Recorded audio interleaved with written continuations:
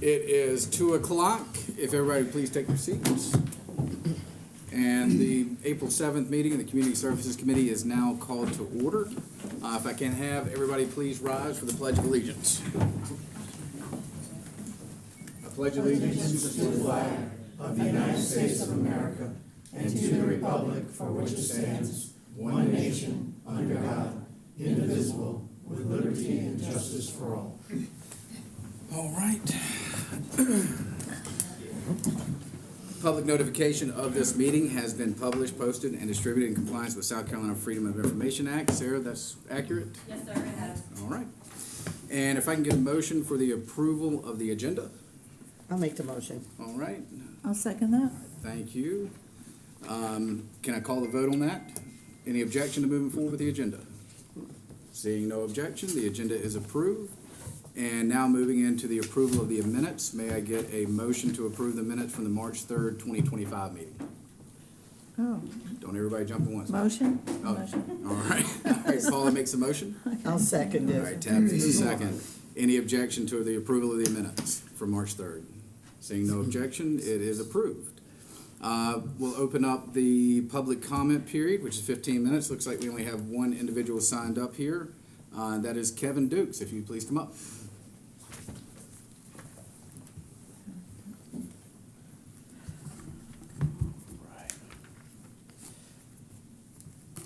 Good afternoon, ladies and gentlemen. My name is Kevin Dukes. I am a real estate attorney with the law firm of Harvey & Batty here in Beaufort. And I'm speaking to you this morning to let you know that this morning I've submitted a rezoning plan for the property commonly known as Pine Island. The Pine Island downzoning plan involves various services sectors under the purview of this committee, including Parks and Recreation, Emergency Management Services, and the Ladies Island St. Helena Fire District. We have presented a comprehensive narrative to ensure that all information is provided to the public and County Council at the same time from the beginning, guaranteeing a transparent and fair evaluation of the plan. Included with our application is a proposed development agreement that specifically secures the obligations outlined in the downzoning application, guaranteeing compliance and enforcement with the plan. Some general specifics about the plan from a countywide perspective that I'm sure everybody will be interested in. There's a 66% reduction in density over the site. That's the removal of 100 homes from the landscape. That is also leads into a 60% reduction in traffic and traffic impacts and a savings based on the nature of the plan of $1 million a year to our schools from the reduction of students and also at the same time raising revenues to schools because of the non-primary resident tax collection. There are also a number of environmental protections which are very important. 360 acres will be permanently preserved as open space. There will be a reduction of 90% of permittable docks, protecting our waterways and ensuring the scenic views. Also, a removal of 1 million square feet of impervious surface. That's roofs, roads, and driveways. Additionally, vertical structures on 365 acres of the site will be moved to 150 feet from the normal 60-foot for residential structures. That preserves the scenic views again and prevents runoff into our surrounding waterways. Now, in addition to those specific Beaufort County-wide benefits, there are some very specific local benefits to the community of St. Helena. Specifically, we have a parcel of land under contract in the Corners community, which we are willing to donate for the development of a community and recreational center. In addition to the donation of the land, we have proposed contributing close to $3 million initially to go towards the construction and funding of that community and recreation center, something that the residents of St. Helena have made very clear is something they want. Additionally, overall, the course of the project, there'll be a total of over $100 million in private investment onto St. Helena, the largest there's ever been, and it will create 35 to 70 full-time jobs close to where individuals live on St. Helena. The downzoning plan has been guided and developed through listening to the public after an extensive 3-year public engagement, including over 2,000 touch points, meetings, and individual member engagements. I truly believe that once people see the proposal, consider alternatives, and read the plan, they will come to the conclusion that this downzoning plan is in the best interest of Beaufort County and specifically the community on St. Helena. Thank you very much. Thank you. Mr. Dukes, this is all part of your presentation, is that correct, from what's been submitted? That is the application which has been submitted this morning.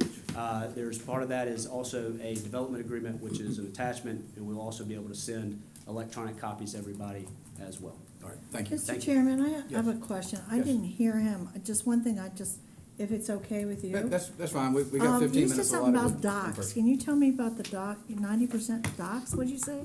So, yeah, so our proposal is a reduction in docks from Reduction? of a reduction in what would be permitted under a similar development of the property in a residential context. Okay. And our plan has 8 docks. This is 437 acres, most of which is on dockable water. And so that's where that reduction comes from. You'll see in our plan, there is a letter from Craig Reeves, who I'm sure all of you know, that runs the working waterfront up Village Creek. And he's written a letter in support of this plan primarily because of the dock issue and because those docks interfere with his navigational waterway, and he is he was behind this plan because of those docks and the removal of those docks. Mr. Chairman, I also want to bring up the fact that he just mentioned Mr. Reeves. I don't know if anybody saw it recently. Mr. Reeves was just on Fox News about the tariffs and shrimping. And this has gone to a national level, on national television. So, yeah, I think we need to look at this very closely. Understand, thank you for that. Thank you, Mr. Chairman. All right, is there anybody else in the public that'd like to make a comment? We do have plenty of time set aside for it. Seeing none, I will close the public comment period and move into item 7, which is the Assistant County Administrator Report. Audra, if you'd please come up.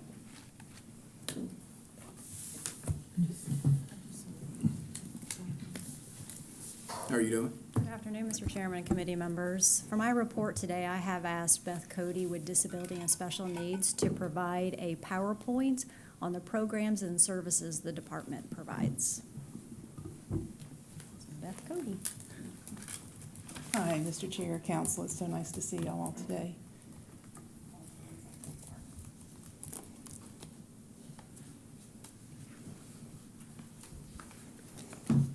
Work. We would like to take a moment to introduce you. Some of y'all are newer on the council and might not know as much about disabilities and special needs, and we wanted to take a moment of your time to talk about what we do. Our mission is to provide quality services and support to the individuals we serve and facilitate opportunities for them to live productively and inclusively in the community. We serve as advocates for individuals with developmental disabilities and special needs, helping their families and their caregivers. This is our leadership team. All of us have been with the agency for a number of years. We're a dedicated crew over there. We provide services to children and adults with severe and lifelong disabilities, and that's an important point to bring up. It is lifelong. Once you're part of us, you're with us. We serve people with intellectual disabilities, related disabilities, high-risk infant and children, people on the autism spectrum disorder, and people with head and spinal cord injuries. Like all people, individuals served by DSN need to be seen first and foremost as valued, contributing members of the community. They want all the same things that you and I want from the community. They want to have access to opportunities, they want to learn, they want to grow, they want to experience love and friendship. Our agency serves individuals with intellectual and related disabilities and became a county department in 1986. And we provide services under the direction of the Department of Health and Human Services, South Carolina Department of Disabilities and Special Needs, and of course, our lovely council. We have 113 staff. All staff have TB screenings and optional hepatitis B vaccinations. All of us are trained annually in a number of different required courses, including CPR, AED, first aid, defensive driving, and hands-on de-escalation technique called Aegis. We'll start at the beginning with our early intervention program. We serve approximately 200 children aged birth to 5 and their families. We receive referrals from hospitals, pediatricians, teachers, and daycare providers. And we provide services in the home and in the community settings. We provide support to families in critical needs, children coming out of the NICU, those sorts of things, and coordinate for related services like physical or speech therapy. And some pictures of our early interventionists. Our next program we call case management. They are the gatekeepers. They provide referrals, linkage, and monitorship of service delivery. We serve over 600 individuals in the entirety of Beaufort County, from Hilton Head out to Sheldon and out to Fripp. Case managers collaborate with multiple agencies like Voc Rehab, Department of Mental Health, Department of Justice, medical providers, faith-based communities, and all those sorts of things. In our residential program, we believe that individuals should live in the least restrictive placement possible. Staff are present to ensure safety and meet the individual's needs that they cannot meet on their own. And we're always providing training. That's the key of our services in residential, is to provide training in the hopes that someone can move to a less restrictive placement. We currently serve 51 individuals. 4 of those are in 11 homes serve 4 individuals as a family unit. 1 home is an individual lives in our own home with supported staff. And then we have 6 individuals that reside in their own apartments in the community, and they have staff trained to support them as their needs. And these are some of our homes located throughout the community. At our adult day program, we currently serve 93 individuals. They receive a variety of services, and the complexity and diversity of the individuals we serve requires us to adjust daily on what kind of services we support. For many of the individuals, we've become like their family. They really light up when they see us, and we really light up when we see them when they arrive every morning. 65% of the individuals we support in the day program are individually employed. And there are some of our lovely folks in their employment, and on some outings they've been to recently. How are we funded? Disability and special needs is primarily funded through Medicaid waiver billing. There are also some programs that are solely state funded, like family support. And what is a waiver? Prior to 1981, Medicaid funded services were primarily available in institutional settings. So people were in institutions, nursing homes, those sorts of things. The supportive services necessary for them to live in the community were not available. Under a waiver program, a state can waive those Medicaid requirements of living in an institution, and that allows the state to provide care for people who might not otherwise be eligible. And we provide support for people with 3 of the home and community-based waiver services. Again, this is how an individual would apply for services for birth to 3. They would call BabyNet. Age 3 and up, they would call the intake eligibility. But the key we want to bring up here is that the process to receive a waiver can take many, many years. There are extensive waiting lists in South Carolina. Years. More than 20,000 people are on waiting lists in South Carolina at this moment. If I may interject just for a moment, is there anything that we can do to help alleviate that, coordinate with our state delegates, or is there something that we can do? If you meet with your state delegates, let them know of the problem. Let them know that the waiver Medicaid situation is very, very hard for our families to negotiate. 20,000 people in South Carolina are on waiting lists to receive services. And there is little movement. There is requests to the state legislature to release more waivers, but that requires federal matching dollars and state matching dollars to cover those. Any idea how many in Beaufort County? If I did my math correctly, 543. Can I say one thing? Timing is perfect. We have a couple reps here from the MACE organization that's going to talk about grants that we may be eligible for. I hope they're here taking notes right now, and maybe they can help as well. I mean, they get the federal dollars, they're going to share with us how we can do that. Maybe this is another way we can help you. Well, that's one of the reasons we wanted to speak with y'all today, is that we want to speak to the community as well in a public setting to let them know what services are available to them and how the process works. This is fantastic.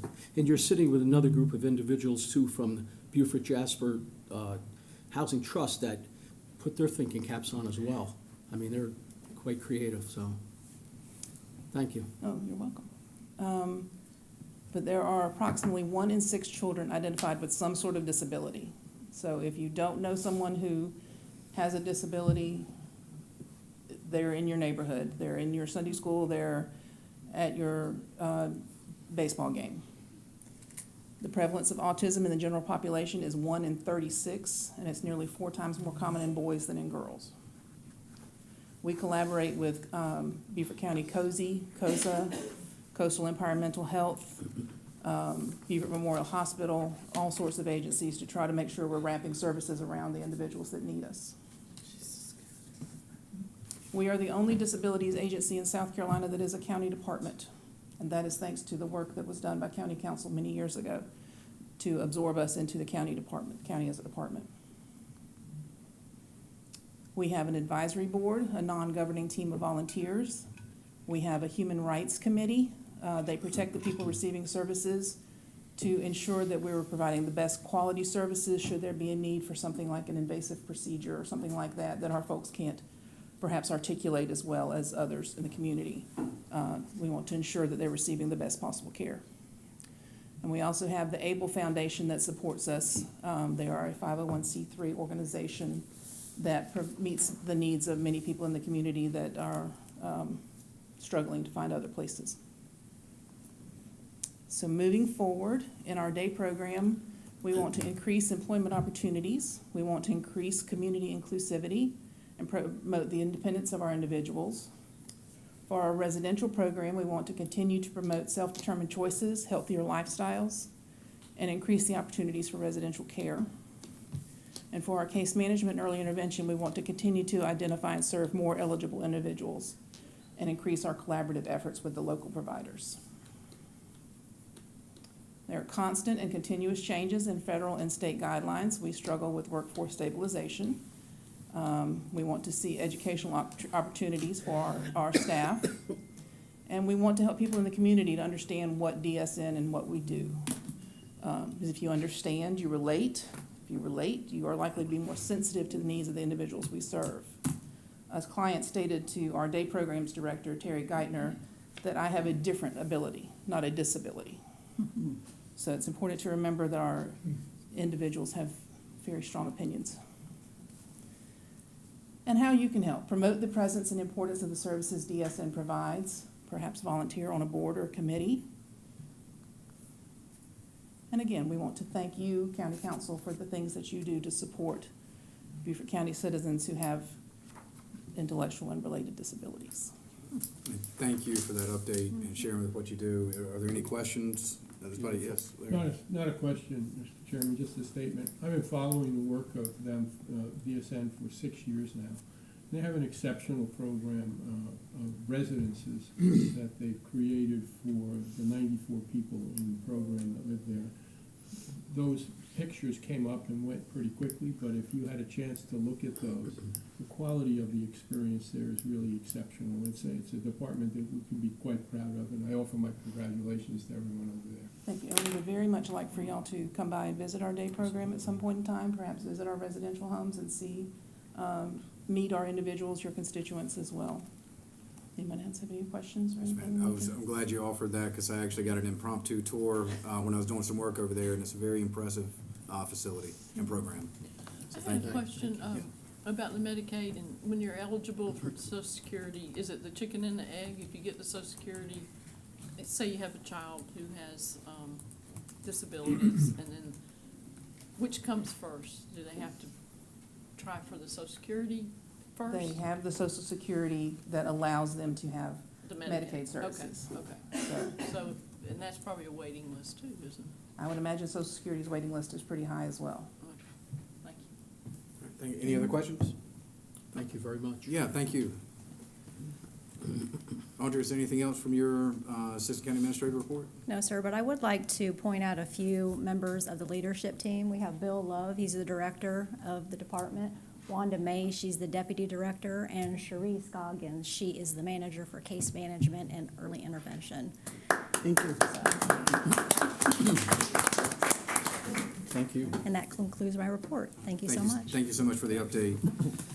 Next is item 8, which is a presentation from South Carolina Department of Natural Resources on coexisting with wildlife. I believe First Sergeant Nat, is that correct? Gant, sorry. Good morning, sir. Hey, I'm just going to introduce Justin Gant. He is the First Sergeant for Region 4. He's going to talk to you for a few minutes, and mostly with the public who are watching online on coexisting with wildlife in our community. And then he'll be available to answer all the tough questions. thank you, John. Appreciate it. Good afternoon. Like you said, my name's Justin Gantt, the First Sergeant for Beaufort for South Carolina Department of Natural Resources. I notice this time of year is usually seasonal when we have the alligators mating season. I'm sure that's probably a bigger I see the topic. sign. Yeah. So these signs here would be what you would normally see across some of the ponds or areas that alligators would kind of have habitats at, or if they've been there, or the habitat is possibly sustainable enough to have alligators in it, which is usually any type of body of water. It could be fresh water, any tributary, any saltwater brackish or marsh area. So they got a lot of abundancy. So pretty much what happens is a lot of times the alligators this time of year during mating season, the smaller ones will get kind of pushed out, bullied per se, by the adults. So they kind of tend to move around a little bit. So you may see some in places that you're not normally likely to see them, like there's parking lots and such, and that such nature. We do have a procedure for the nuisance alligators. If it's in a public area that does need to be taken care of or handled, the state has a contract with a wildlife nuisance operator that will come out, so another agency. We'll contact them. They'll have tags. They can then remove that alligator if it's deemed to be harm to the public. And how that kind of comes about and occurs is that a lot of situations where there's locations where those alligators are at, it could be, people could be feeding them, could be dumping carcasses for fish or whatever it may be, and they just get associated with the humans getting with food. So that's when the aggression kind of comes about. So for the most part, they're not dangerous. You need to be aware of the distance you need to maintain from them. Any body of water can possibly have an alligator in it, so you have to assume that there is one in there. So I believe on our website online, if you go to dnr.sc.gov, click on nuisance, you can click on a species. That goes for any type of species that we may have that lives in the state. You can click on alligator specifically, and it'll show you, there's a brochure as far as nuisance alligators, what to expect, what to do. Some questions like Q&A's on there that's already been answered. That gives you kind of a brief overview of how we kind of operate with that. Also, if there's a nuisance alligator, say in a subdivision, you can contact the HOA, POAs, anything like that. They should have tags. If they don't, they can contact our Southeast Alligator Coordinator, which should be out of the Web Center in Hampton, and they can accumulate some tags through them just to keep on hand before it becomes an issue. That way, if we do have to contact somebody, they can just go ahead and have it removed. Okay? Is there any questions that y'all may have? Okay. So I live in a very big HOA you're probably used to, Sun City, Hilton Head. Yes, ma'am. And one of the questions we always get is, can't you get rid of these alligators? So if you could speak to that, we know we can't. Right. And what do you do? We keep telling people, they see I just saw a big giant alligator lying in the street, just like chilling out. Right. And so advise people what to do when they see that. Okay, the best thing to do is keep your distance from it. They've been here long before we were, so give them their space. A lot of time you see them on land, they are going to be sunbathing, so they are reptiles, so they got to get their body temperatures up, sometimes to digest their food. So it'd be best to just let them be and kind of either avoid them, take a different route. If they're on the middle of the road, if they're on the side of the road, they usually won't mess with anybody there. Even though they're larger ones, they've been around a little bit longer, you shouldn't really have to worry about them as long as the main thing is to maintain that distance from them. And I love the signs we put up all over. Yeah. Show that sign again? Yeah. It's clear what it says and what to do. And the other question I get is, what are we gonna do with the abundance of fox and coyotes we're seeing? Fox and coyotes. Okay, we do offer a fur bear permit that you can just get through. It's kind of like a depredation permit per se, like, you know, for some of the larger farms, farms that have a crop they're getting income off of. So that you can apply for and get that. Also, I mean, hiring like a private agency to come out, like a trapper. That would, so they can get a fur bear permit and start trapping. That would be the best way to kind of handle that type of situation. Like a lot of the stuff that we deal with is usually on the private sector. You know, say if you had termites or something like that in your house, you'd call a, That's your problem. yeah, you'd call a, like a pest control company. So there's nuisance wildlife agencies and operators that have the same type of companies that come. They're trappers. They're good at what they do. They can remove like bats or any type of animal maybe get in your attic or crawl spaces. So that's what they're utilized for. So due to all of the growth around us, particularly Hardyville, and all the clear cutting, we're seeing more coyotes and feral pigs, which people are not fond of either because they rut your lawn. Mm-hmm. So does DNR do anything about those? There's currently there's not a closed season on feral pigs. So as long as it's within the county, like ordinance, so that there's nothing that you can actually, is there an area that you can actually hunt, or you can have somebody trap there, and that's about the best way to kind of eradicate them because they do populate pretty quickly. I know we don't have as many feral hogs in Beaufort on this side, but if they're coming over closer to Savannah River Way, they usually are. I think there are some feral hog populations over there, so that'd be a way that you can kind of eradicate some of those. Would be a private trapper if it's in like a neighborhood area. We're seeing more of those. Right, and yeah, the coyotes would be the same way. You can have a trapper come out, kind of remove, and there's not a season on those as well, so you can Thank you. you can remove them as well. Oh, Lord. And I don't know if this will be the last question, but we recently received some emails about expanding fencing along waterways, bodies of water. Does the fence actually do anything, or are they able to climb? They are able to climb or dig underneath the fence. So if it's something that they want to get on the other side of it, I mean, unless it's pretty tall, you know. This is alligators in particular, right? Right, yeah, alligators, yep, yeah, alligator. They could burrow underneath or, climb over if need be. So essentially, if you're by a body of water, it's an assumption of risk that there's going to be a gator in it. You got to watch out. Right, yeah, regardless of fence there or not, so it could get in there, and at that point, if it's an area that doesn't need to be in there, that's where those nuisance tags could possibly come in to help. Gotcha. Yep. All right. Thank you. Any other questions? Good. Thank All right, you. seeing none, thank you for the update and the presentation. Yep, Yeah, no problem, thank you so appreciate it. much. Yep, thank you all for your time. Love the Thank you. sign. Yeah. We have them all over. All right, now we're moving into item 9, which is a detention center update from Assistant County Administrator John Robinson. Okay. Thanks so much, First Sergeant. Appreciate it. Also, I'd like to thank Colonel Grant. Colonel Grant's in the room today. Earlier this afternoon, many of you got to tour the detention center and see what some of the operation is like. And I think that was a very informative group, so I appreciate all of you attending, as well as Colonel Grant. It's very important for one of our SCDC requirements that our council members tour our facility. So we get to check that box off, so that's really good for us this morning. So I've prepared a PowerPoint presentation, thank you, Sarah, this morning or this afternoon, just to give you an update of where we are. So I'm going to talk about first I'm going to talk a little bit about operational security.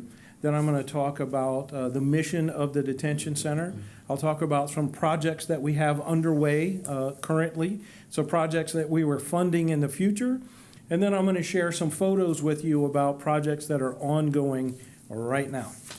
Finally, I'll end with addressing some information that was shared in the media recently. So we'll talk about that. All right. So first, operational security. The security of the detention center is very important. So as I share information with you today, some of the things I may offer you will be vague. I won't offer a lot of dates and numbers and those kinds of things because operational security in the detention center is so critical. So if you want to ask a question, that's fine. You can ask anything you want, but I may or may not give you a specific answer. If I don't, I'm avoiding that specific answer so that we don't damage operational security, and I'd be happy to talk with you about that after. Or the colonel's here, so anything really hard, she knows all the answers. All right. The mission statement. So there are 4 main pillars here for the detention center. That is to provide a safe, secure environment for our incarcerated guests, persons admitted to the facility, by various agencies with the criminal justice system, to comply with state and federal regulation concerning the operation of the facility and the performance of staff's official duties, to provide meaningful programs for inmates in the areas of re-socialization, education, self-esteem, and self-help, and to provide quality training for all the staff in accordance with state and federal guidelines and accreditation standards. So that is the mission, other than the typo there, that is on our website. So I just want to highlight the mission. The mission there is to protect the safety, health, and welfare of our staff and our guests. First and foremost, we have to take care of people first. Beaufort County Detention Center meets or exceeds the minimum standard for local detention center facilities in South Carolina. So there's a minimum standards book that we measure our performance against. And we commonly meet or exceed that. The maximum population in our detention center is 255 inmates. Our average daily population, as when I wrote this, was 203. That changes routinely every day. If you were on the tour today, I talked briefly about the number of inmates that come and go every day. And that averages about 22 inmates or 22 new guests that arrive or leave every single day. About 70 people a week come and go from our facility. Ooh, too many clicks. All right. Active projects going on right now. This morning, we showed you some of the work in our drainage system. So this is the water drainage system throughout the facility. We have a stucco repair. I think someone asked about that this morning. The exterior of the building has some holes, some damage in the stucco. That is in the bid process right now. It has been for a while. It's very expensive, so we had to really do our due diligence to make sure we had the proper product and the proper price. Interior, there's an interior gym that has not been in service for quite a while. There's a conversion process for that, or conversion of that gym into some housing space. That's in the bid process. We talked a little bit about interior renovation phase 1 this morning. You saw the corrections officer's muster room. So there's some muster room upgrades, some upfit of the corrections officers' locker rooms, as well as some admin spaces improvements. Food ports. Food ports are in some of the cell doors themselves. It's a slot that allows a corrections officer to serve a meal through a door, and it helps, of course, increase safety and security of our inmates and our corrections officers. So those are just a few of the projects that are underway in the bid process right now that are funded for this year's work. Some planned projects, interior renovations phase 2. So phase 2 is some of the work inside the housing units. All this work can coincide with one another. Some of it's outside of the housing units, some of it's inside of the housing units, so it will happen at the same time. Inside the housing units, this is painting the surfaces inside the housing units, upgrading or replacing the ceiling tiles, different things like that inside the housing unit to improve the health, safety, and welfare for our inmates. There are some roof repairs planned. Our facilities team is always working on this building in one place or another, and they do a great job. Jason and his crew led by their director, Frank. They stay on top of these things. This is really what our facility has needed for a long time. In the past, there was a significant amount of deferred maintenance to the detention center. Honestly, we've paid the price for that. And now it is time for us to make this facility whole and make it last as a few more years until we have to find ourselves in that replacement mode. And there are some sprinkler system maintenance that has to be done. Some corrosion in some of the plumbing that needs to be addressed before that has issues. We don't want failures there. So we need to make sure those upgrades are done. That was just brief. There's a much longer list. If I brought our facilities folks up here, they would go through a lot more things going on. So here's what's happened recently. Our facilities team, there was some drain problems in the facility. This was the kitchen area. If you were on the tour with us this morning, you saw the hallway outside the kitchen area. This is where the problem began. There was drainage water backing up in the drains in that kitchen area. That's not good for the health of anyone in that building. So our facilities worked with procurement and did an emergency procurement to procure a plumbing agency, a company, several companies to come in and manage this work immediately. One of the issues that we found in the detention center with the plumbing, the moment you break a hole in the concrete the first time to repair this problem, 3 feet away from that problem is another problem. And then 3 feet away from that problem is another problem. So this is a gift that has not stopped giving. So we will continue to make repairs as we find them. But just know that every time we fix something, there's going to be something else that is the next emergency as it comes to this drain system. So what you see in the first picture here is just a big mountain of dirt. So in the kitchen area, we had to move all the appliances out of the space. We had to cut through concrete. They had to dig down about 3 feet. And what we find there is cast iron pipe. In the wheelbarrow, you see a few feet of cast iron pipe. That pipe should last much longer than 33 years, so that detention center is 33 years old. However, the soil that it's buried in, and this applies to all of it, the soil that it's buried in is right next to the salt marsh. And many years ago, before that site was the high school, this was a sulfur mining area. So it's great potential that there's some chemical, something left behind in the soil that has caused some of this plumbing to degrade much faster than it should have. Some areas of the cast iron pipe also find standing water. You know, our guests in the detention center don't really want to be there.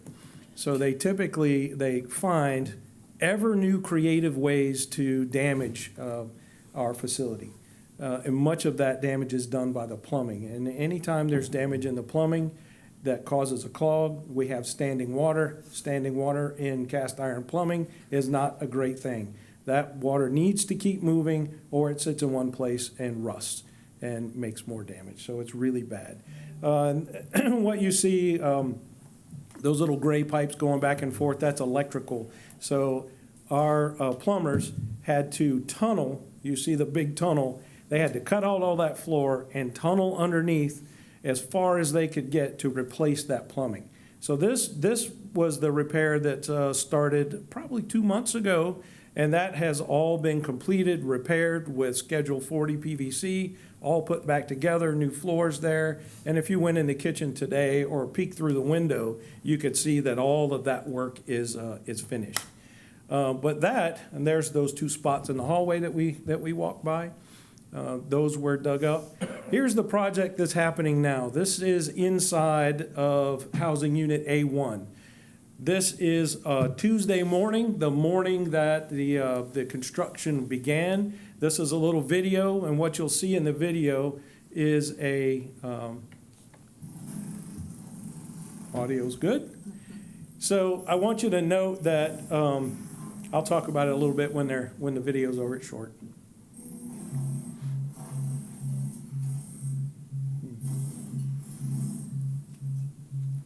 All right, so in that video, you see Those were the shower units that were tiled before. Each of the shower pans themselves were leaking. Underneath the shower pan is a foot valve with a P-trap in there. They were just completely rotted out. The only way to repair those was to remove all the tile and then remove the shower pans, and I'll continue to show that. You saw those staff members that were doing that in full Tyvek suits.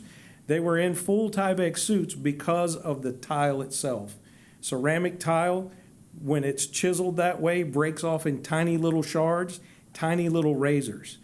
So those staff members, the plumbers that were there, are in that full protection to protect themselves from those tiny shards of glass. Prior to that work, there was a chemical used in the shower to sanitize them. It was diluted household bleach. I know there was a newspaper article that talked about muriatic acid. Not true. There's no muriatic acid used in this process at all. Muriatic acid is used to etch concrete.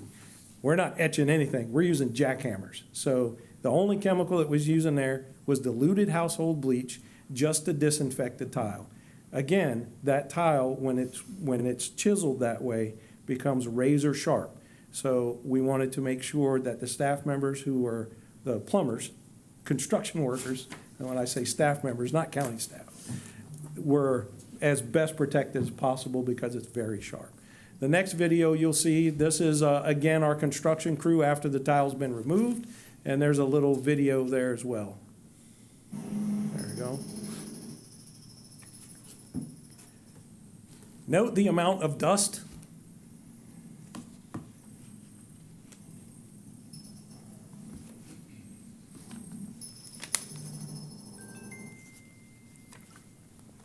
So again, one of the complaints that was shared in the media was that there was some tremendous amount of dust. I'm certain there was some dust created, but this was not clouds of dust, as you can see. So here's the aftermath of that. This is the floor of one of the shower units that with the tile removed. Then you can see the construction work that was done, as well as the back wall. The fixtures themselves are stainless steel fixtures. They're mounted to the wall and removed as a whole unit, and they'll be replaced that way. Here's another view of that. Many of you who went this morning kind of stood right in that area. So as each of those floor pans were removed, a mountain of dirt had to be dug out to access that plumbing and repair that. The same thing happened here. Those plumbers went through the floor, they dug out a big piece of floor, and then they tunneled underneath to get as far as they could to make sure that they repaired any damaged plumbing underneath. The last thing that we wanted to do was do any work and do it halfway. We'd be right back there in a few more months trying to fix it again. So we made sure that we did our due diligence and did the best repair possible that will last us as long as possible. All right, here's just a few more pictures of them putting them back in. You can see they used Schedule 40 PVC to put back in and then refilled those holes. The next step in the process, you who toured today saw, we had custom-made floor pans built for each of the showers. These are connected and they're solid floor pans. They won't leak. So this was, as of this morning, the work that was going on inside. The last phase to finish this is to put in the solid wall panels and then put the fixtures back in. So they're very close to completing this project. And this is just in a single housing unit. This is 6 showers in one housing unit. Since then, and we've been doing this kind of work, there are 20 more showers in the balance of the other housing units that need the same type of work. This is a view for those of you who weren't there this morning. This is inside that housing unit. I took this photo with my back standing to the showers, and what I want you to see is where the inmates were in that space on Tuesday. So during the initial construction, there were some inmates still in that housing unit. They were on the second floor all the way in the back. So the center view is where those inmates were, as far away from the construction area as we could possibly get them. I want to address one more thing, the doors. There was some talk about the cells themselves and not having proper ventilation or maybe dust being in there. The cells in our detention center aren't like Mayberry, the bars that go up and down. They are solid doors with solid windows, and each of those rooms has its own air conditioning ventilation.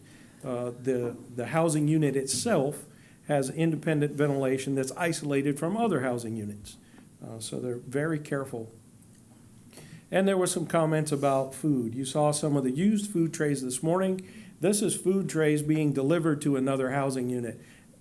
All the food trays are covered and protected when they're delivered to our inmates. So I wanted to make sure I covered all those things. I really enjoyed the tour this morning, and I hope you did as well. We're always available to take other members if you choose to take a tour through the detention center. I think it was a little surprise for some folks who hadn't been there before, and to others, you might have seen some things you didn't really like. Like I said in the beginning, we do meet the minimum standard as required by the state of South Carolina, but it's not a hotel.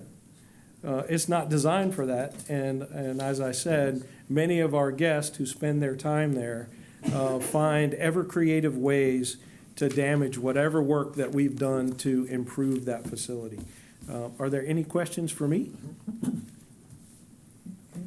Could I? Yes, sir. Thank you. I appreciate the tour. It looked a whole lot different from the first time I've been there and stuff, but. Mr. Glover was telling me that when it opened, he was there for a visit. And got what released. Yeah, so they booked me out or whatever and stuff, so I was Yes, glad sir. to get out of there, but, yeah. You talked about,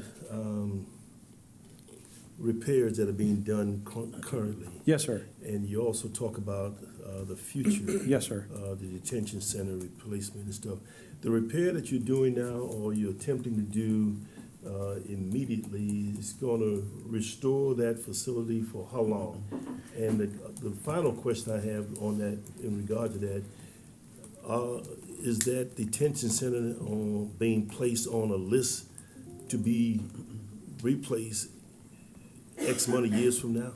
Yes, sir. So we talked about I'll address the replacement of the detention center first.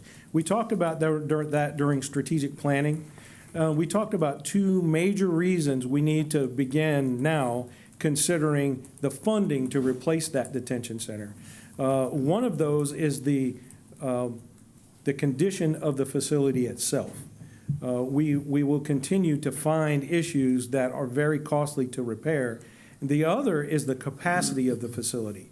Even today, with I think our average daily population was 203, and even in one housing unit with 5 cells out of service for whatever reason, that moves us to like 245. We are very close to maximum capacity of that facility. In 2008, we had 308 inmates. We had 3 inmates to 2-person cells everywhere in that detention center. It is the time for us to consider what the future needs are, and the future needs of Beaufort County continues to grow. Our law enforcement continues to grow their teams. They continue to crack down on crime in Beaufort County, and every criminal they catch in Beaufort County ends up in that facility. So reduction of crime would be great. Reducing recidivism would be excellent, but we get a lot of repeat customers, and the population is growing. And I'm assuming that once that replacement is being considered, it's gonna be on a different site? Yes, sir. There were some plans, there were some work done.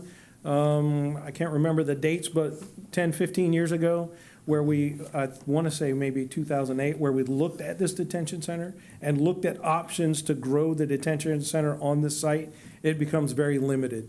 The whole complex here is about 12 acres. There's 6 acres of it a parking lot, and we're building another one now because there's not enough parking. The complex itself cannot reasonably house the size of detention center we need for the future. So for our future planning, there were talk at some time about a regional detention center. Yes, sir. Between several counties. Is that something practical, or is it Well, realistic? That's a very good question. Practical. It is practical in the sense that there is certainly a cost savings when you join with multiple counties. However, when you look at the more holistic picture for Beaufort County, a regional detention center in our region is not as effective as the independent county detention centers just because of the distance between our counties. The transportation of inmates to and from court and to and from facilities across multiple counties would be hours. I mean, right now, a sheriff's officer who has a guest that they pick up in Hilton Head, they have to drive all the way to Beaufort County for court. If we find a centralized location between 3 or 4 counties, it's probably not going to be close to Beaufort County. It might be close to Beaufort County, but on the fringe of Beaufort County, somewhere north of I-95. That would be very prohibitive to all the law enforcement in the most densely populated area. So we have weighed kind of all of those options and looked at those options. And as we get closer to replacement, we're going to need that. And other counties have looked at the same thing because there's certainly some efficiency when we decide to work together. But there's always that unintended consequences of efficiency. Maybe it isn't the best thing. And my final question, you may not Yes, have sir. the answer to this. Ms. Grant is here, so she may. Of the 255 or numbers that's there, how many of those are considered? Life is not the right word. Longevity. Right. That's in the detention center. You talked about a cohort of about 70 in and out. Is the difference people that are there for more than 6 months or more? For a long time. Well, I will let Colonel Grant address that, but our detention center is designed for pretrial inmates. So Right. the largest part of our inmate population are pretrial inmates. So you're talking about long-term incarceration for convicted inmates. No, I was really talking about the detention center, but which how many- basically goes to maybe somebody's there for an extended period of time because they hadn't been coming before court yet. Is the court system behind? We do have a large amount of inmates that are there waiting to go to court. When you say a time frame, we have inmates waiting 3-4 years. Like he said, it is pretrial and they're on the docket just waiting to go to court. And that's generally about 20% of your inmates, or? I would say, yes, Okay. Thank you then. Just one follow-up. yes. Colonel, Yes, don't sir. you dare go away. This is your baby. I learned a lot today. A couple of things I learned. One, the detention facility is 33 years old. I also learned that you're going to celebrate your 30th year there, correct? Yes. Well, listen, I think we should applaud her. Thank you. Mr. Robinson did a great job giving us all the highlights.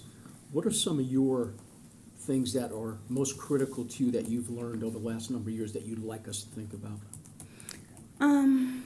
The first thing, mental health. Mental health. Yes. We have a lot of inmates with mental health needs. Okay. Yes. I believe that would God be bless. number one. All right, mental health. We have Yes. somebody here, Audra, or somebody here, we'll take a note of that, but yeah, get together and find out if there's anything we can do there, but thank you. Yes. What else? Go ahead. I mean, this is I incredible. think the population that are committing the crimes are younger. So we have a lot of younger adults committing more violent crimes. So that definitely, something needs to be done there as well. It's funny, Catherine Mead and I were walking around and somehow we got talking about our youth again. For some reason, we're on that. And talk about the program you have with middle schools and high schools now that bring kids in there and actually put on the jumpsuit. I think you mentioned something. Please, get into that. So that's what the solicitor's office, we bring them in and we give them a spiel on why they shouldn't come to jail. Love it. And I know that a lot of people probably like, you put them in a jumpsuit? Yeah, we do. We put them in a jumpsuit and we shut down the facility and we actually let them walk through. Love it. And we show them different areas and, just tell them why they shouldn't be here. Listen, we appreciate you opening up for us, taking us through everything there. This is the start of it. If there's anything we can do, don't hesitate. This team, by the way, that Audra on DSN and everything else, John, what we're doing, I gotta tell you, we got a hell of a team. And if, we can help you with that, and we look forward to it, so thank you all. Thank you. It's greatly appreciated. I just had a question, comment. Yes, ma'am. We know that mental health is a revolving door between your facility and the hospital. Have you had, I think I know the answer, but I'm not sure.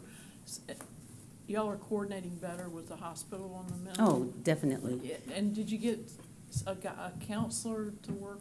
Could Yes. you explain that a little bit for the public? We do have a mental health counselor in-house. From Beaufort Memorial Hospital, we have a contract with Beaufort Memorial.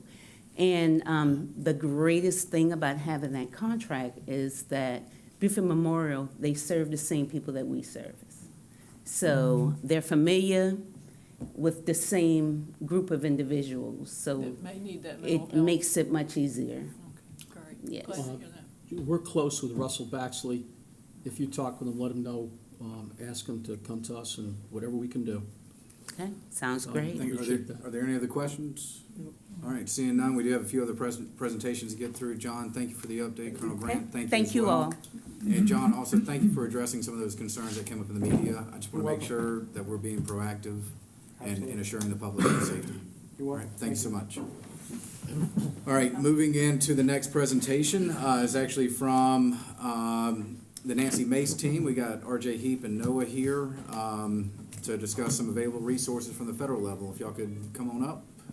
And Tom, did you want to make a comment? I'll just set the stage if I can, and very briefly, I know they're gonna have a good presentation, but it was RJ Heap and I, we met each other about a year or so ago, year and a half, on not the campaign trail, but doing some work for the community.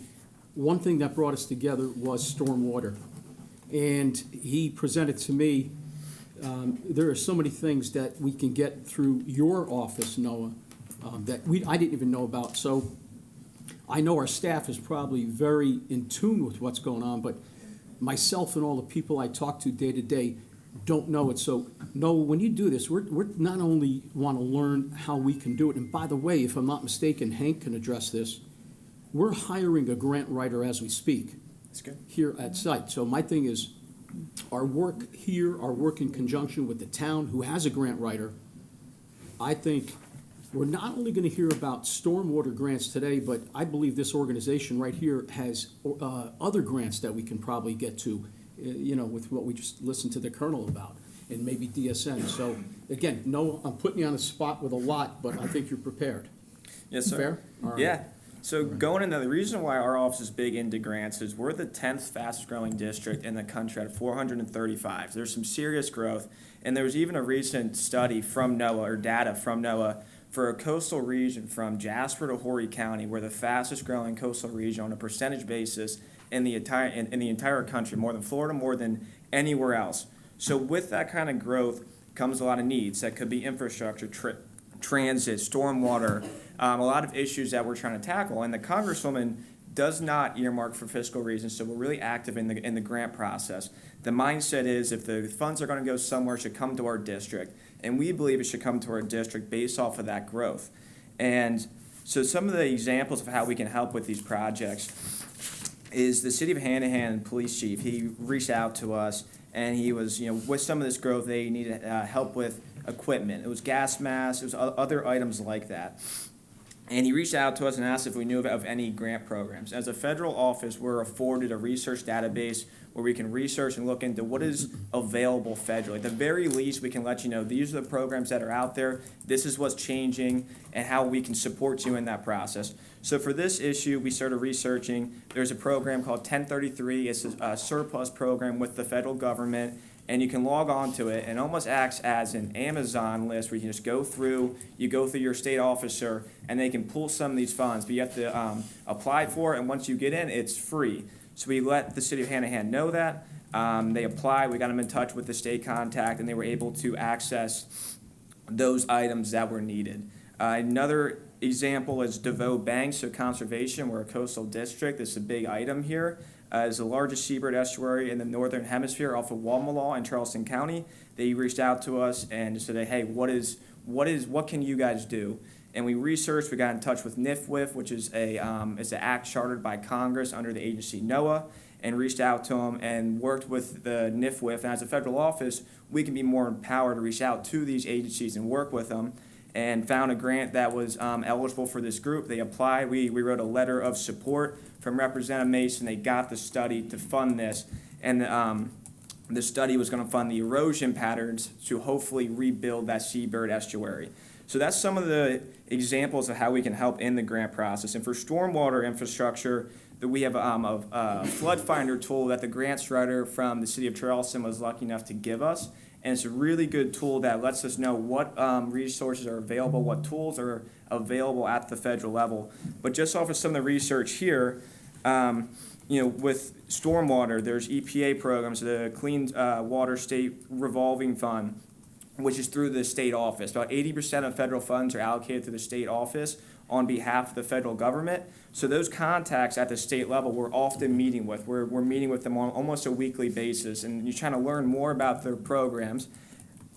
So we do have those contacts, and we reach out to them. So if the county of Beaufort or a 501c3 or any group reaches out to us in that sphere, we'll call that person, see what they might be eligible for. There's the Water Infrastructure Finance and Innovation Act. This is a loan program, so I've been talking a lot about grants, but we can also support loans, contracts, and other items. And a lot of this stuff with, again, as I was saying earlier, about 80% of the federal funds are through the state office. In terms of stormwater and some of those FEMA grants, the state hazard mitigation officer is the contact that has a lot of this information. So creating that pipeline, again, we're meeting with these contacts, so having that pipeline open with that state officer contact is super important for some of these grants. So that's our support with local projects and grants. And really it just kind of summarizes, we try to be a customer service advocate with anything with the federal government, but not just grants, loans and contracts. And also we meet with, whether it's mayors and local governments and county and state offices for grants, but also 501c3s that have been, a 501c3 for only a week or two. They have 2 people working out of their office. We also work with them, getting them in touch with grant writers, private grant resources. As a federal office, we can only support federal grants per the House ethics, but we can still reach out and again, give them those resources, connect them with chambers, maybe other organizations that are in Charleston County and Beaufort County, and partner them for pragmatic standpoints, activities, maybe even joint applications. So if you guys know of these organizations that could use our help, feel free to loop them in with either with myself or with RJ, or calling our office line. Happy to help. And one thing I didn't touch on too much with the support with the grant application, what that looks like is, one is trying to find those grant programs, but also the letter of support from Representative Mace to help with the application, letting her know, so when she's in Washington and she's having conversations with people, letting people know that this is an item that means a lot to her in her district, and supporting it verbally with those contacts. And also just reaching out to the agency on time frame windows, what they're looking for in this for this grant program. So that's the general summary of how we can help with local projects, and why it means a lot to our district is what I said earlier is that growth. Can I interject with one question? As we move forward as a council, I don't want this to be haphazard and everybody shooting all over the place. Mr. Moore, does it make sense that Noah and his team work directly with you, and whatever we can facilitate and help with, I'd like to keep it I think I've been reading a lot on what these two have sent me. I think there's an awful lot of opportunity. I think it's got to be done the right way. And if it makes sense to be coordinated through your office, so we do things the proper way, you let me know. Again, this is new, but there's an awful lot there that we can probably get. Yeah, absolutely. They can work through our office. Noah, I think from this follow-up, RJ, meet with Mr. Moore, and whatever we can do, this is critical to us. This county it often goes for penny referendums, and we're now talking about a capital. I'd like this effort to be bringing our money back. You said something early on. If we can bring our money back to our community, we should prioritize that. So anything we can do, and I'm going to push you a little bit on this because we met, and this is going to be, part of what I'm going to hopefully get involved with. So anything I can do to get this going, I think we should be aggressive on it. Noah, did you have anything else to add?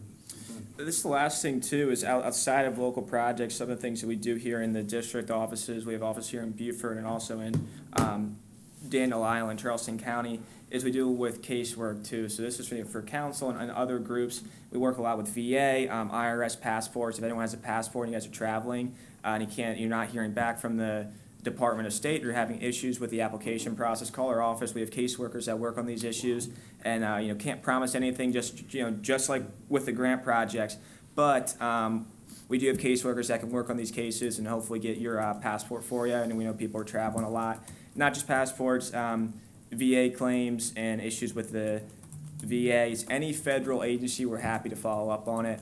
We have caseworkers in our Charleston and our Beaufort office. We have one in Beaufort, two in Charleston. They work on issues like that.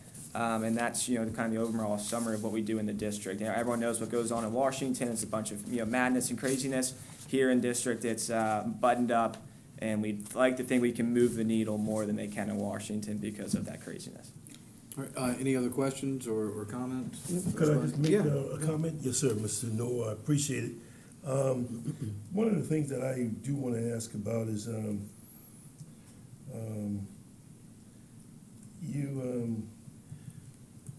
if you stay around for the next presentation, we're going to be talking about affordable housing through the Housing Trust. Have y'all funded anything in that regard as far as assisting with affordable housing?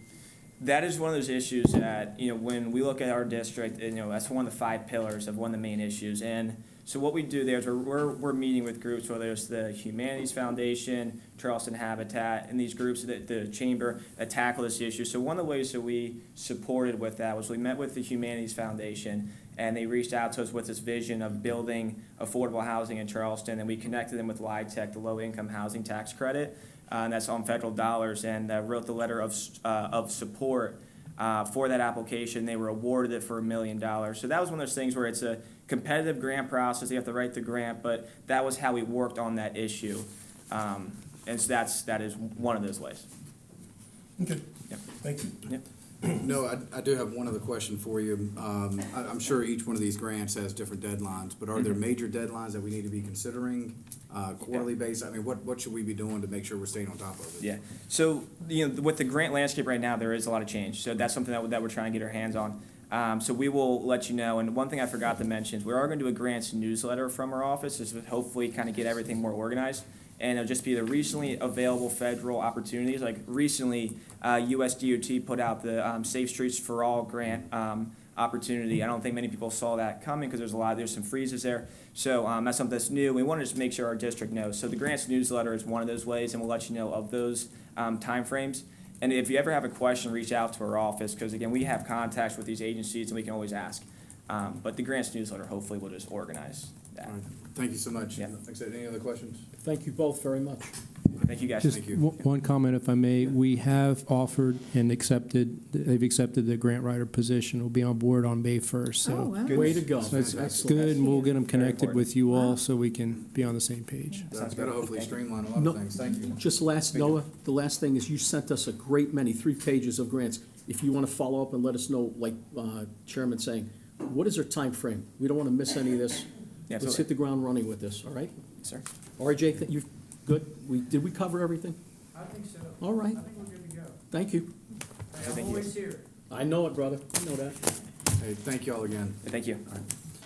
All right, moving into the next update from the Beaufort Jasper Housing Trust. I believe Mr. Hicks is here, the Executive Director. Mr. Chairman, members of the committee, thank you for this opportunity.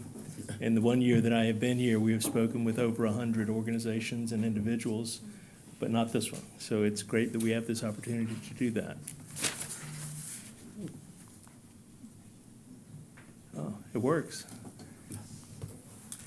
So wherever we go, people ask us, what is the trust? What are you doing? What is your focus? What is your mission? Our mission is very simple. It is to create and preserve workforce and affordable housing. We do that through a 501c3 organization. And our board of directors consists of 9 members appointed by contributing jurisdictions and Soloco, and 8 members from housing-related professions. We were asked to add to our board people from the real estate sector, from the legal sector, from the finance sector, and that is what we did. One of the things that we were asked to do in our first year is to work with CCDC on a grant that the county had given them to try and purchase some townhomes in the unincorporated areas of the county for the sole purpose of providing the ability for people to be able to rent these townhomes at a reasonable rate. 21 units were purchased outside of Hilton Head and the unincorporated areas of the county. Mr. Hicks, if I may interject just for a moment, I believe that update's going to be given to us by CCDC. Okay. Is that correct? So if you have other additional information. Well, this is outside of just that, what we generic. did. Okay, This is perfect. what Okay, they I It's just just want to what make we sure. did, yeah. I didn't want to duplicate any efforts No. there, just for time. So purchase price was $4,772,381. They got additional funding through grants and other funds. 2 units are currently leased by CCDC. 2 other properties are currently available. 17 remaining units have leases on them currently. Our job and our continuing job was twofold. One was to be the fiscal agent for those funds, to make sure that those funds came from you and they were used for what they were supposed to be used for. And second is to give you an update, which we provide to Mr. Moore, on how that process is going and to make sure that they are doing what they said they were going to do. Why housing matters? Housing affordability impacts economic growth. Without places for workers to live, there is no economy. Quality of life, there are dozens of studies that direct poor housing conditions directly to health, directly to economic stability, directly to issues and purchases that people make on a daily basis. If their housing costs are extraordinary, they have less disposable income to make those purchases. Regional collaboration. This is the best example that I have seen in a long time of regional collaboration. The fact that you all did this, that it is a success, was a major contributing factor to Senator Davis going to the legislature and asking for additional funds because this was a regional approach. Currently in the United States, there's 8.2 million units short of housing, estimated to be 10 million units short by 2035. There are some estimates that go well beyond this by at least 20%. What's the economic impact of the housing shortage for South Carolina? Over $5.1 billion in lost economic output, $2.67 billion less in personal income, and nearly 43,000 jobs not generated because of lack of ability to house workers and to house employees. If we look at housing availability in Beaufort County, we have yet to rebound back to the building permit number that we saw in 1993 to 2002. What does it cost to me? What does it mean to be cost burdened? In the national data, if you look all the way to the right, and you see that 46.3, that is the number of renters in the United States who pay more than 30% of their income in rent on a monthly basis. In our state, we are not doing much better than that. We have a lot of cost-burdened families. We have a lot of cost-burdened individuals who are paying 50 to 60% of their income in rent or housing payment. This was a slide provided to us by the Federal Reserve. They look on an annual basis to see how many houses in any particular area were accessed by someone who was not spending more than 30% of their income I'm sad to tell you that for the last 21 years, the number of homes that qualified without someone spending more than 30% is zero. This was presented to us in a forum recently, and I would think, and I think Alice would probably concur, every person in there was stunned. There was absolute silence, because essentially what it says is, as we continue to grow, we are closing the doors to those people that we need to be here the most. We cannot house them, they cannot afford to buy, they cannot afford to rent. Last week, the new housing affordability income limits came out from HUD. Every single limit rose from last year to this year. But if you look at 100% median family income, in Beaufort County, that's now $112,500 for a family of four. Their monthly affordability can only be $2,813. If you look at a 3-bedroom home or apartment, they are cresting above $3,000, which means that that family immediately goes above 30% of their income for housing. If we look at this area, Beaufort County in particular, there's a lot of discussion about the missing middle, those people who can't qualify for tax credit housing, but those people who can't also qualify for a mortgage because the house costs too much. If you look at where we are right there in the middle on that AMI percentage, that is a growing area. We have more people who don't qualify for either one, are stuck in the middle with nowhere to live. What is our local call to action? We want to partner. You have already proven that partnership works on a regional basis, on a county basis, on an individual municipality basis. We want to expand our infrastructure access and reduce our costs. When we have developers come in our office, we have 10 that have walked in the last 6 months with gaps created because of the high cost of infrastructure and regulation and municipal requirements. So we want to try and address those in some way that makes sense. We want to overcome resistance and build public support. I have developed over 250 deals in the last 30 years, and there has never been a single community that has wanted workforce or affordable housing, not one. The way that you overcome it is by really talking about who is living there. They are your nurses, your teachers, your firemen, your policemen. Those are the people that are living in these apartments that are already cost overburdened. How can we help them the most? We are going to facilitate a regional cooperation through a 2025 Solutions Forum called Blueprint for Change. What we're going to do in September is we're going to bring together private and public, for-profit and nonprofit, builders, developers, regional representation, government representation, finance representation, to say, tell us what are the top 3 things you think we could do. And we'll come back before the county and say, here's what they said. Can we do any of these? Are they achievable? We appreciate the fact that you all have supported us without reservation, and we appreciate the opportunity to continue to do that. Thank you very much.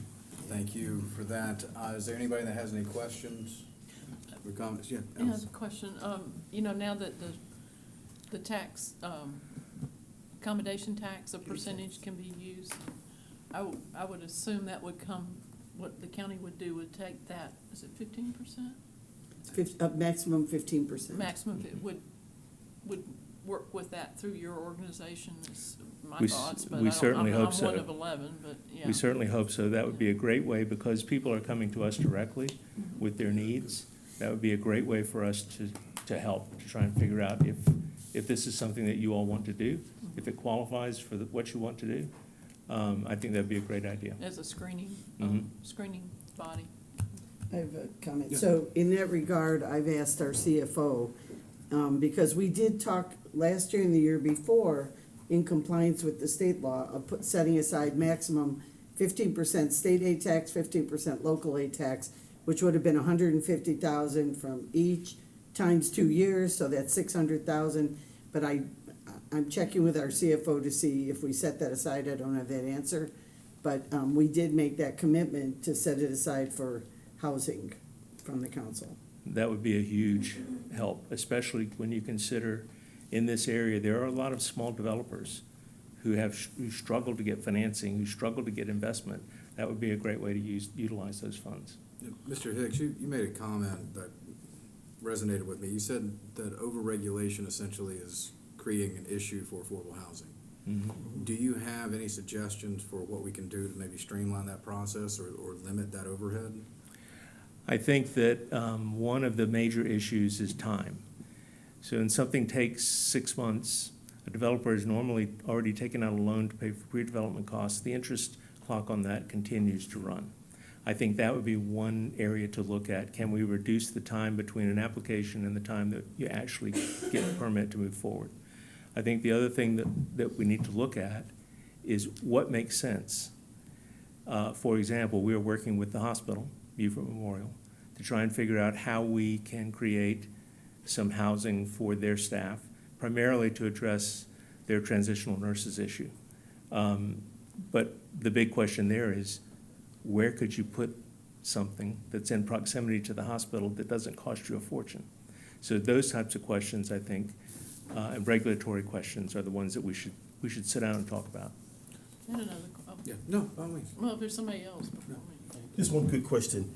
Mr. Hicks, the foundation was established on a $7 million commitment from several agencies and municipalities.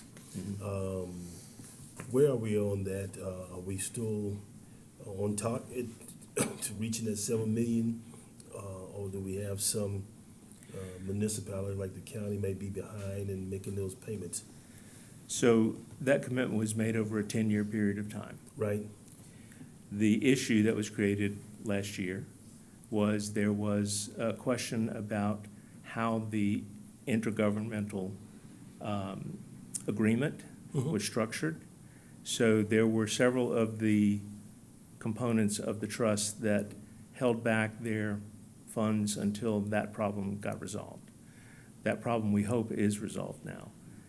And we'll be sending out additional billings to say, let's get caught up, and then new billings start in June. So everyone, there's no one that said, I made a commitment and I'm not going to do it.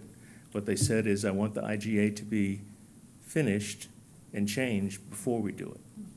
So there are only 3 entities, Jennifer, correct me if I'm wrong, that have not yet paid. They paid their initial installment, but they didn't pay their second installment, which would have been the 2024 installment. Okay, thank you. You answered my question. Thank you. The City of Beaufort recently approved doing rehab of houses. They did. And how much did they allocate for that? So there was an initial allocation of $50,000 to be used within the city of Beaufort for home repair.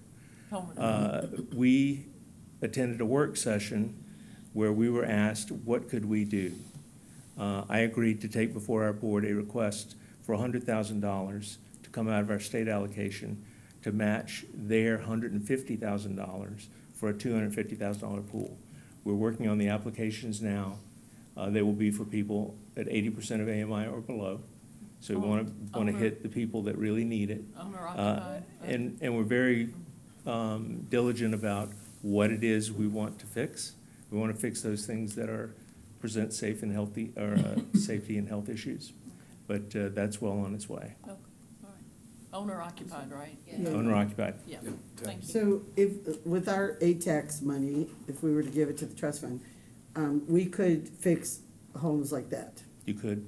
Because instead of, everybody thinks of us just building more and more and more. We need to take care of our current stock to some degree. And I'm just going off the rails, Mr. Moore, but we have all those properties we own. Any of those properties we can donate? Or, have some impact here? So I'll get Mr. Moore off the hook. I'm meeting with Hank tomorrow morning. Oh, okay. And we're going through that list to see how we could best utilize those properties. Including the one near the hospital. Including the one near the Yeah, hospital. that we own. Okay. You're off the hook, Mr. Moore. Thank you. Are there any other questions or No, that's comments, good. concerns? Okay. Mr. Hicks, thank you so much. I Thank really you. appreciate the update, and please let us know what we can do to help. Thanks for the opportunity. Absolutely. All right, moving on to number 12 is the update from the Coastal Community Development Corporation. Once again, it has Mr. Hicks listed, but that may have been a typo. Mr. McKellen, do you want to introduce the speakers Yeah. um, for this? Yeah. I'd like to welcome to council this evening Dave Wetmore, Ken Campbell, and Dwayne Rendell. Dave and Ken are members of the Coastal Community Development Corporation Board.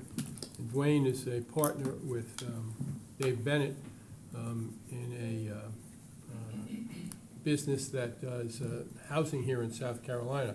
So complementing the presentation by Mr. Hicks, these gentlemen are in the business of affordable housing, and they're here today to tell us about the success they had with the money that the county provided, that they were able to leverage into a successful program in both Bluffton and Hilton Head, and also talk to us about their future plans that will take place with a project that's very impressive called the Laurel Bay Project, taking place north of the Broad.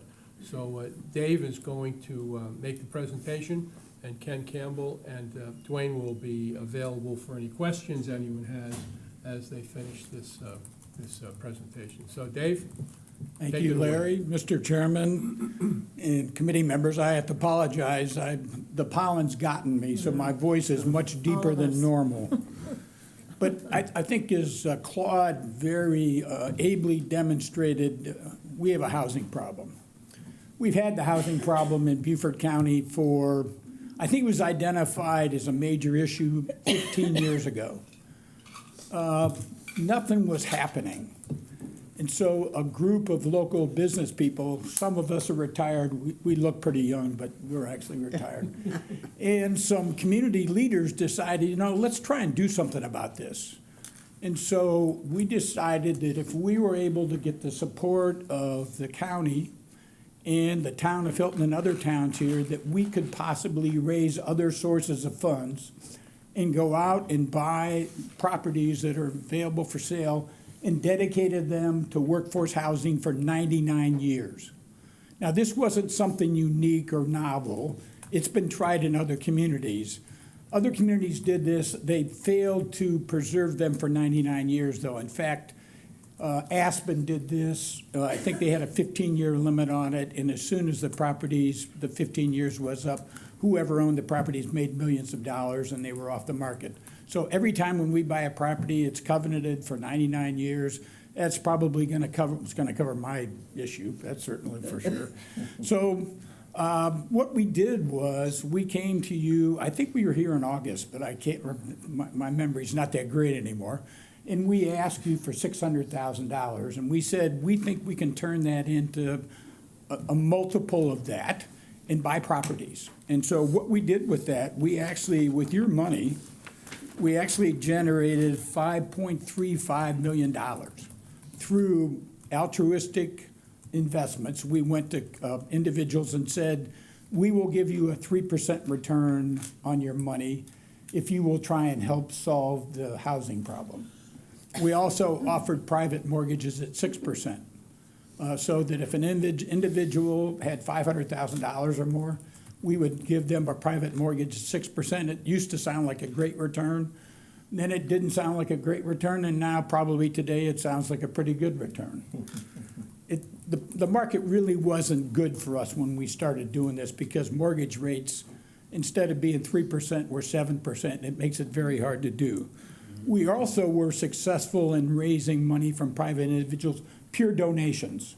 So we appealed to people that had RMDs. People of our age have required minimum distributions from their IRAs. We made an appeal. If you give those monies to charity, that money is not included in your taxable income in that year, so it's a win-win. We also reached out to the Community Foundation of the Low Country, which supported us with an altruistic investment. So between the $600,000 that Beaufort County gave us and the $600,000 that Hilton Head gave us, we generated over $10.5 million. We bought 17 units on the island. We own 23 off the island in Beaufort County, unincorporated Beaufort County. So we want people to buy these units. So we have a phantom equity plan. If you contribute a portion of your rent for 5 years, we'll go into a phantom equity plan. That money can be used to purchase either your unit or one of our other units if it's available. I need water. Here's one right here. Sorry, it's all right. Pollen seems to have gotten You and me both. You and me both. So from the standpoint, we did exactly what we said we were gonna do. We're gonna raise this money, we matched it with private funds, and we put the money to work right away. We eventually would like to get in the business, and we're buying existing properties. So we're not creating, we're reducing the traffic, people going back and forth across the bridge, people are closer, they're getting to work, live closer to where they work. It's just common sense. Raising money is not easy, but people do realize that housing is a significant problem and that it affects both the quality of their life and possibly their property values. If we don't have the workers that we need in order to take care of us, I'm talking about hospital, we're talking about nurses, firemen, teachers, that does affect your quality of life. We've been working with the hospital in Hilton Head, and they cannot hire a nurse unless their mother, father, or grandparents live on the island. They can't do it. They don't even try. And so the same problem exists. It's a bad problem, and people recognize this, but you have to get them to the point where they're willing to invest their funds. Because the only way to make this work is you have to get low-interest funds or donations. Otherwise, we can't bring the rents down low enough that people, you saw that there's nobody in the last 30 years. They can't meet the AMI requirements overall. So it's a difficult problem. So we're successful. We're cash flowing. We paid all of our obligations this year. We're building equity. Presumably, property values are increasing. Oh, they may not be right now. But we also wanted to get into the opportunity where we could potentially partner with a development. And Bennett and Rindell, they're not only a local developer, they're involved across the country. A recognized developer of workforce housing came to us with a proposal for the development of a project called Laurel Bay, which I think you've gotten. It's right outside the Marine Air Force Base. And they own the property already, and we're attempting to qualify for a program called the Small Rental Development Program. It's a state program. And in order to successfully meet the requirements of this program, it helps to have a nonprofit associated with. We're a 501c3 corporation, and it helps to have 10% local funding. So in order to meet the requirements for this program, and we've already met the first qualification, now we would like to go for the final qualification and hopefully get some of the money from South Carolina. We have not been very successful in acquiring any housing funds for Beaufort County. The history, I'm not an expert on it, but from what I understand, we are not, most of the money goes elsewhere. Probably because we don't have representation. We don't have lobbyists. We have one employee working for us. I mean, we don't have any lobbyists. So it's a 13.5 acre project. The first phase would result in the development of 39 units. That's approximately a $12 million project, roughly $300,000 apiece for new construction. In Beaufort County, if you look at our numbers, we average about $250,000 for the units that we have purchased so far. Those are all old units. Some of them are 40 years old. Some of them are older than that. Now, we upgrade them and all, but they're still not going to comparable to what this is. There's a lot of credit given in the scoring for this program on a statewide basis if you have 10% local participation. And as a result of that, it's a $12 million project. We're asking for $1.2 million. And that gives us a much better chance of gaining support from this program. And we also need $45,000 to fund the pre-development costs. So you might ask me, why are you guys asking for money? Well, as soon as we acquire funds, enough funds to acquire a unit, we buy it. We don't have any cash funds available. It's, we just keep generating, we try and raise money, and then we go out and buy them. So that's what we told you we were gonna do, and that's what we do. This would give us an opportunity to put 39 units of workforce housing north of the Broad, and that would give us the potential to potentially develop the other 159 units. So that would be a major addition to what here is in Beaufort County. Dwayne is a partner in the project, and he's available to answer any questions. I'll be glad to tell you anything about CCDC, or Ken can, if I run out, Ken can talk to you. But we did exactly what we told you we were gonna do, and we're making progress. And 40 units, we'd love to own more. I hope we'd like to do 50 a year. If we can do that, that would be great. Over 10 years, it would be significant.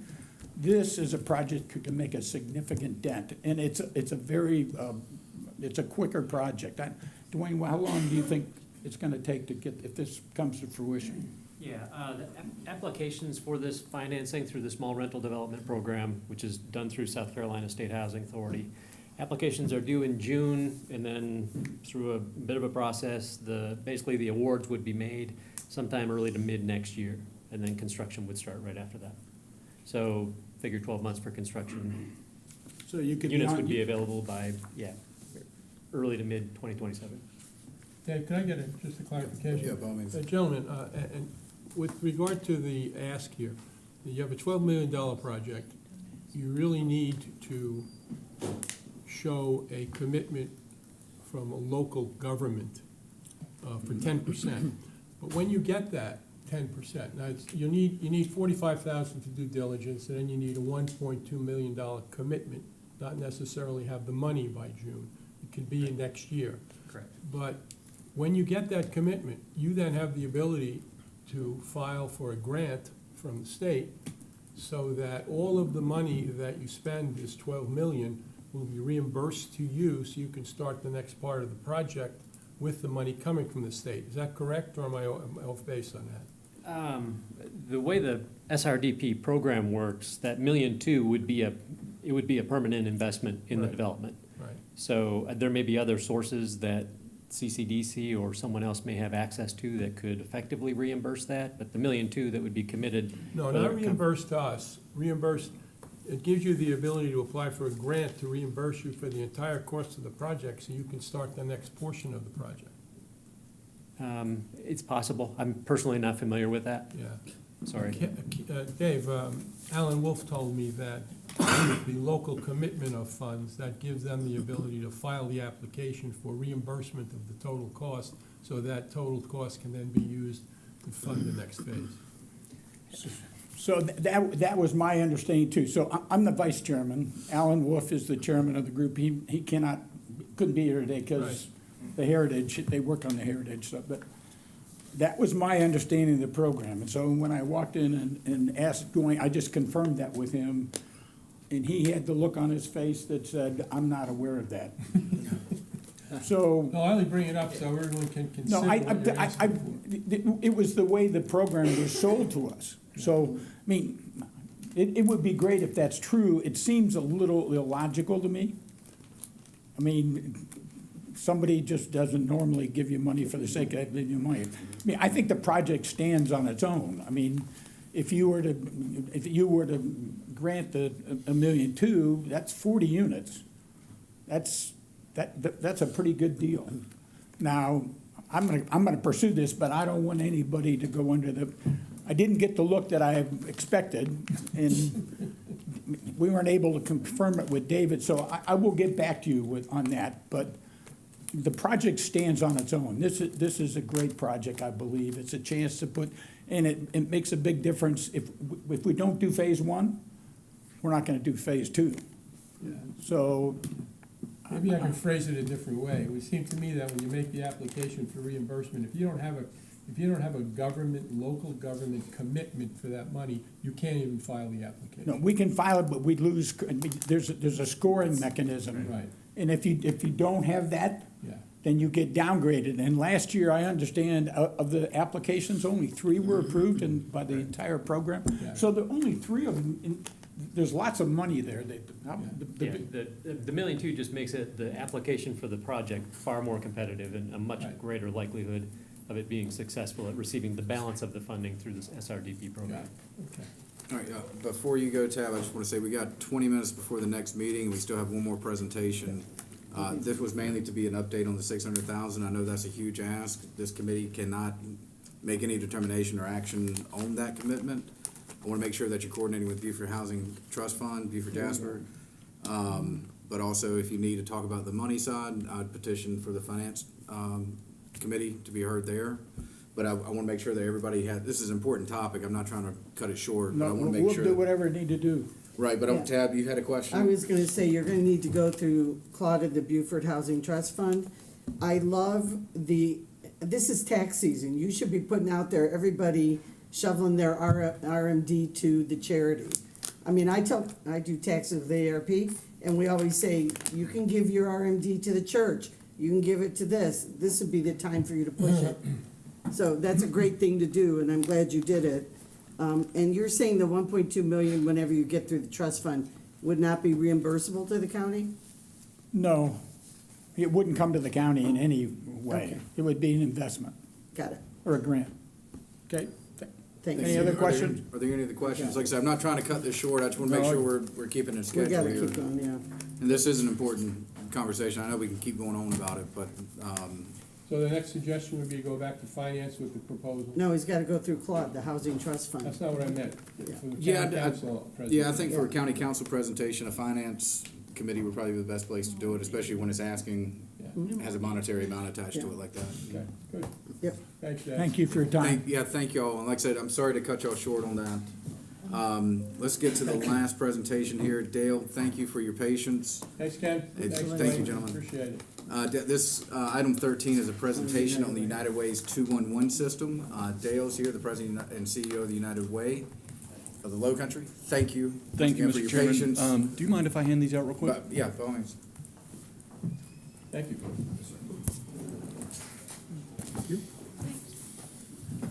Thank you. Thank you, Dale. 60 years already. huh? Sure. I know I don't look a day over 45, do I? None of us are.